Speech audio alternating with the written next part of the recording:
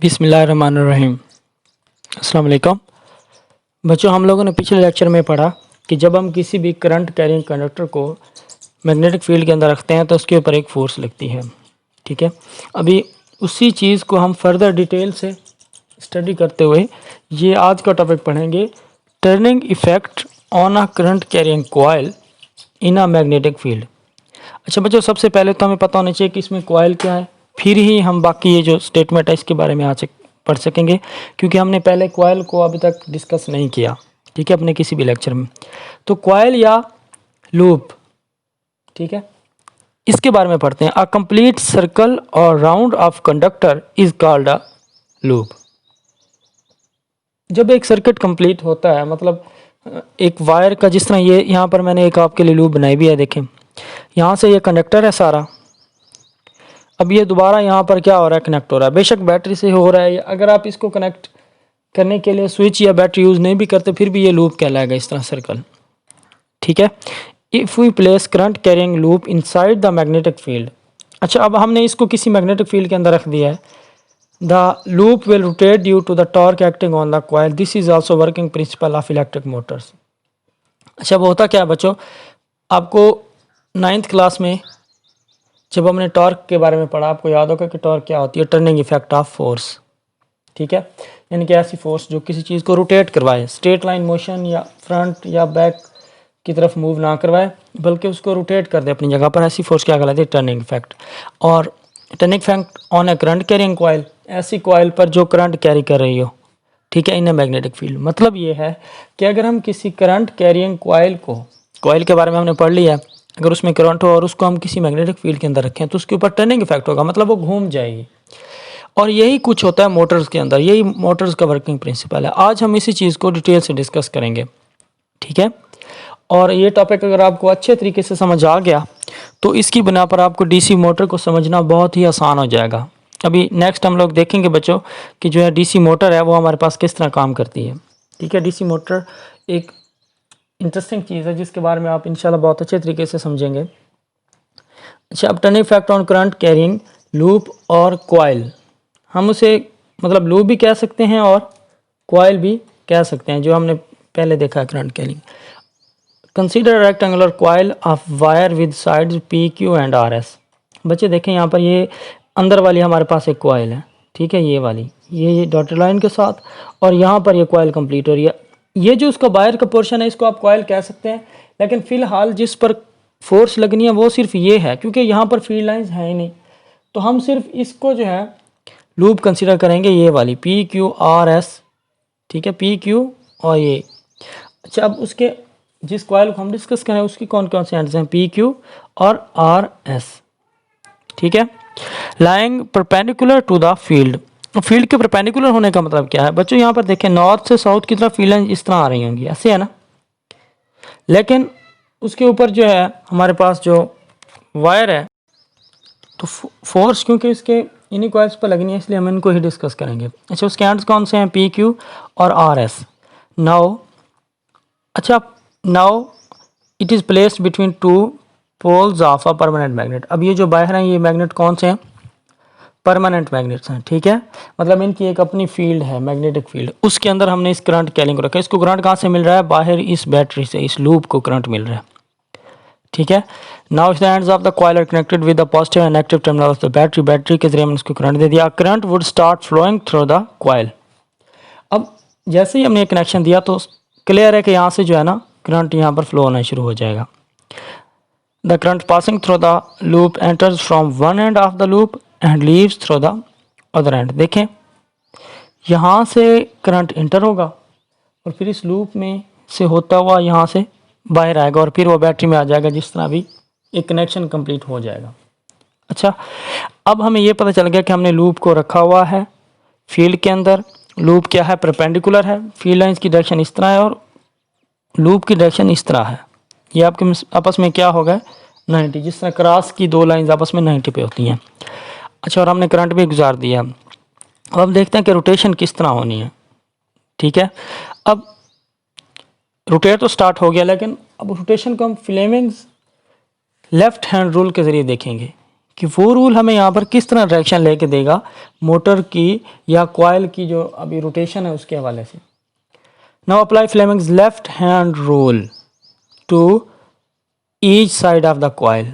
अब each side पर कैसे, एक तो ये साइड है और एक ये वाली साइड है हमारे पास, इन दोनों पर we can see that P Q side of the loop force acts upward. अच्छा, पी क्यू के ऊपर किस तरफ लगेगी, अपवर्ड। अच्छा बच्चों, अगर आपने पिछले लेक्चर में से फ्लेमिंग्स लेफ्ट हैंड रूल को अच्छे तरीके से समझ लिया था तो अब आपके लिए अप्लाई करना आसान है। अब आप अपने पास बुक खोल के रख सकते हैं, ठीक है, या आप इससे पिछले लेक्चर को एक बार सुन लें ताकि यहाँ पर जो है आपके लिए अप्लाई करना आसान हो जाए। उसमें क्या था, फील्ड की डायरेक्शन, करंट की डायरेक्शन और फोर्स जो लगती है कंडक्टर के ऊपर, ये तीनों आपस में क्या होती थी, परपेंडिकुलर। यहाँ पर बिल्कुल वैसे ही है, ठीक है। हम लोग देख रहे हैं कि फील्ड की डायरेक्शन यहाँ पर किस तरफ है, इस तरफ, और करंट की डायरेक्शन किस तरफ है, इस तरफ, और जो फोर्स की डायरेक्शन थी वो इन दोनों के परपेंडिकुलर थी। ये देखें ऊपर, वहाँ पर हमने एक मिडिल फिंगर, फर्स्ट फिंगर और द थंब है इसको स्ट्रेच किया था एक दूसरे के अनुसार 90 पर। उनमें से एक जो है वो फील्ड की डायरेक्शन देता था, एक करंट की और एक फोर्स की। यहाँ पर भी ऐसे ही है। अब इस पर फोर्स ऊपर लग रही है क्योंकि इसमें करंट की डायरेक्शन किधर है, इधर है, लेकिन यहाँ पर करंट की डायरेक्शन किधर है, उसके उल्ट, तो फोर्स भी उसकी क्या लगनी चाहिए, उल्ट, यानी कि डाउनवर्ड। अब होगा क्या बच्चों, एक्चुअली ये ऊपर मूव करेगा और ये किधर मूव करेगा, नीचे, ठीक है। अब इससे क्या हो जाएगा, कपल ऑफ फोर्सेस लग जाएगा, और कपल ऑफ फोर्सेस को हम क्या कहते होते हैं, टार्क, और इससे इस तरह इसकी रोटेशन शुरू हो जाएगी। It is because the direction of the current through the two sides of the loop facing the two poles is at right angles to the field but opposite to the each other. The two forces which are equal in magnitude but opposite in direction form a couple. इस तरह एक couple of forces लगेगा, ठीक है, और जो है rotation start हो जाएगी, ठीक है। अच्छा, अब इसी चीज़ को हम ज़रा ना एक वीडियो के ज़रिए समझते हैं, अगर आपको ये थोड़ा सा और क्लियर हो जाएगा। देखें बच्चों, यहाँ पर हमारे पास नॉर्थ से साउथ की तरफ फील्ड है, ये बिल्कुल ऐसे है, इसको हमने करंट दिया हुआ है इस लूप के ज़रिए, ठीक है। अब होगा क्या, अब जैसे ही हमने इधर से इसको करंट दिया, ठीक है, ये देखें ये रोटेशन स्टार्ट है, यहाँ पर आके फोर्स रुक जानी है, फिर इधर से ब्रशेस ने क्या कर देना है, चेंज। एक्चुअली ये मोटर का केस है, इसको हमने फर्दर डिस्कस करना है, लेकिन मैं आपको सिर्फ ये फोर्स दिखाने जा रहा था कि किस तरह फोर्स लगती रहेगी। ये देखें इस तरह जो है इसमें फोर्स लगा करेगी रोटेशन के लिए ना, ये इस तरह रोटेशन होती रहेगी अगर ये इस तरह हम कॉइल एक फील्ड के अंदर रखते हैं, ठीक है। बाकी ये जो इसका फिनोमेना ये हम डीसी मोटर वाले केस में पढ़ेंगे। एक्चुअली यहाँ पर ये ब्रशेस का चेंज होना होता है, ठीक है। अब आपको उम्मीद है समझ आ गई होगी कि किस तरह एक साइड ऑफ कॉइल पर ऊपर की तरफ फोर्स लगती है और दूसरी साइड पर नीचे की तरफ, ठीक है। अच्छा, अब इस पर Fleming's left hand rule apply करना भी आपको आ गया, ठीक है ना। अच्छा, अब नेक्स्ट इस पर हम क्या करते हैं, हम देखते हैं कि फोर्स तो लगी है, लेकिन कितनी फोर्स लगेगी, मतलब कम लगेगी या ज़्यादा, ठीक है। अच्छा, और फोर्स की जो वैल्यू है वो किस चीज़ पर डिपेंड करेगी, ये पढ़ते हैं। The forces which are equal in magnitude but opposite in direction form a couple. ये तो हमें पहले भी कपल की डेफिनेशन पता है और यहाँ पर भी हमें पता है कि दो फोर्सेस ही लगनी है, मतलब ओवरऑल हम कह सकते हैं कि कपल अप्लाई होगा इस कॉइल के ऊपर या इस लूप के ऊपर। The resulting torque due to this couple rotates the loop and the magnitude of the torque acting on the loop is proportional to the magnitude of the current। हाँ जी, यहाँ पर अब प्रोपोर्शनल होने का मतलब ये है कि डायरेक्टली प्रोपोर्शनल है, ठीक है। और कैसे, magnitude of the torque acting on the loop is proportional to magnitude of current. जितना ज़्यादा करंट देंगे उतनी ज़्यादा क्या हो जाएगी, टॉर्क की वैल्यू बढ़ जाएगी। ऐसा क्यों है, ऐसा इसलिए बच्चों, हमें पता है कि जब हम उस कंडक्टर में से करंट गुजारते हैं तो उसके गिर्द फील्ड पैदा होती है, और उस फील्ड की वैल्यू किस चीज़ पर डिपेंड करती है, उसमें से पास होने वाले करंट पर। जितना ज़्यादा करंट देंगे उतनी मजबूत फील्ड बनेगी, और फील्ड जितनी स्ट्रांग होगी उतनी ये हमारे पास जो बाहर वाली फील्ड है उसके साथ इंटरेक्शन भी उतनी ही ज़्यादा होगी, और ज़्यादा इंटरेक्शन से फोर्स भी ज़्यादा लगेगी। दूसरी बात, if we increase the number of loops the turning effect is also increase, this is the working principle of electric motors. अच्छा, अब होता क्या है, यहाँ पर तो बच्चों हमने एक लूप को रखा हुआ था ना, ये देखें, लेकिन अगर हमने जो वीडियो देखी उसमें देखें ये बहुत सारी बारीक सी वायर्स हैं, एक से ज़्यादा हैं, ये एक नहीं है ये, ठीक है। अक्सर आप लोगों ने सुना होगा कि जो मोटर है उसकी रिवाइंडिंग हो रही, तो रिवाइंडिंग के दौरान आपने सुना होगा बहुत सारी जो लूप्स हैं वो लगाते हैं।